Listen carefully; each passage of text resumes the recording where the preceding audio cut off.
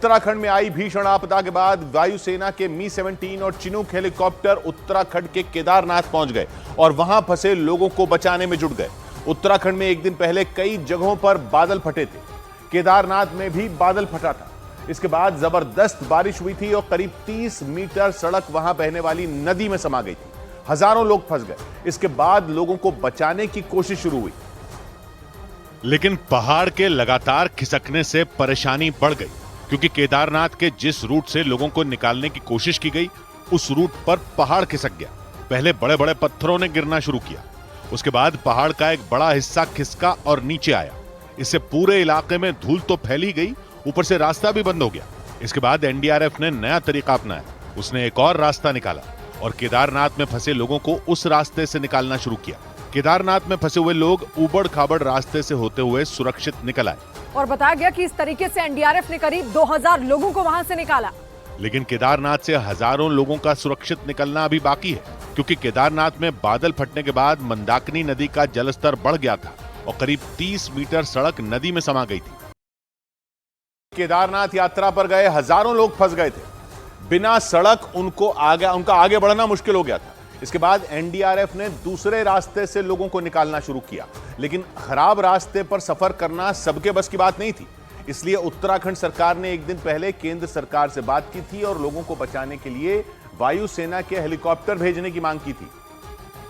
और केंद्र सरकार ने यह मांग पूरी करते हुए एक चिनूक और एक मी-17 हेलीकॉप्टर केदारनाथ भेज दिए और लोगों को बचाने के लिए ऑपरेशन तेज कर दिया। इसके बाद वायुसेना ने केदारनाथ में रेकी की और पता लगाया कि वहां कहां लोग फंसे हुए हैं, और इसी आधार पर लोगों को बचाया गया। इस ऑपरेशन में सुबह तेजी आई, क्योंकि एक दिन पहले मौसम खराब था, इसलिए हेलीकॉप्टर को उड़ान भरने में कई बार देरी हुई थी। लेकिन सुबह मौसम सुधरते ही लोगों को बचाने का काम तेज हो गया और चिनूक और मी-17 ने उत्तराखंड के गौचर से उड़ान भरी और केदारनाथ पहुंचे। इन हेलीकॉप्टरों ने एक चक्कर में 10 लोगों को बचाया और केदारनाथ से वापस गौचर पहुंचे और कई चक्कर लगाकर लगातार लोगों को केदारनाथ से निकाला। चिनूक और मी-17 हेलीकॉप्टरों का इस्तेमाल राहत और बचाव के काम में किया जाता है और इसीलिए वायुसेना ने अपने चिनूक और मी-17 हेलीकॉप्टर केदारनाथ भेजे। क्योंकि चिनूक हेलीकॉप्टर की खासियत है कि वो धुंध में भी उड़ान भर सकता है और एक बार में 9 टन सामान के साथ 30 से 40 सैनिकों को लेकर उड़ान भर सकता है। इसके अलावा चिनूक अधिक ऊंचाई पर भी उड़ान भरता है और तोप और बख्तरबंद गाड़ियों को एक जगह से दूसरी जगह ले जा सकता है। इसीलिए चिनूक का इस्तेमाल लद्दाख जैसे इलाकों में होता है।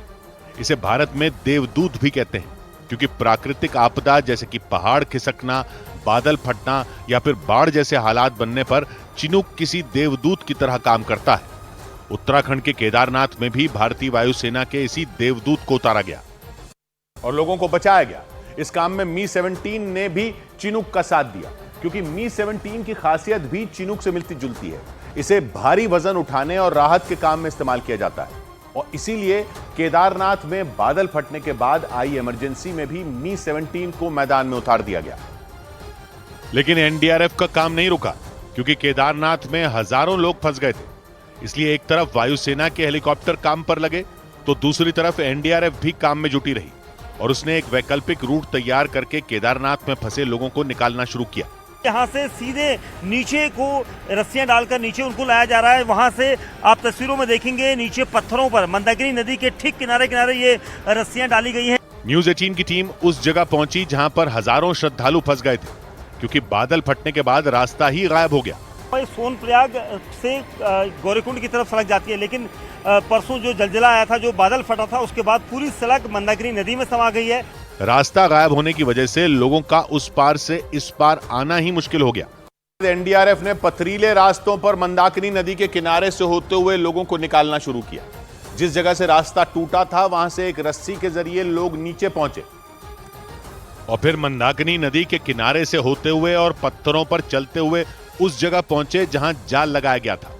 लोग उस जाल को पकड़कर ऊपर पहुंचे। ये रेस्क्यू ऑपरेशन जो खत्म होता है वो दूसरी तरफ होता है। यहाँ पर लोगों को जाल फेंका गया है। जाल में उन्हें बताया गया है कि कैसे वो जाल उन्हें पकड़कर नीचे से ऊपर आना है। बादल फटने के बाद केदारनाथ पर पहाड़ टूट पड़ा था। प्रशासन ने 4 धाम यात्रा तो रोक दी, लेकिन जो लोग केदारनाथ के रास्ते पर थे उनके लिए निकलना मुश्किल हो गया और नौबत यह आ गई कि वो जोखिम उठाते हुए जान पर खेलकर बाहर निकले। बताया गया कि इस तरीके से 5000 से ज्यादा लोगों को निकाला जा चुका है। उत्तराखंड के केदारनाथ समेत कई इलाकों में एक दिन पहले बादल फटा था और बादल फटने पर वहां 1 घंटे में 100 मिलीमीटर तक बारिश हो गई। बादल फटने पर अचानक बहुत ज्यादा बारिश हो जाती है क्योंकि ज्यादा नमी वाले बादल एक जगह रुक जाते हैं और वहां मौजूद पानी की बूंदें आपस में मिल जाती हैं और इनके बाहर से बादल का घनत्व तो बढ़ जाता है और तेज बारिश होने लगती है। उत्तराखंड में यही हुआ और बादल फटने से हाहाकार मच गया।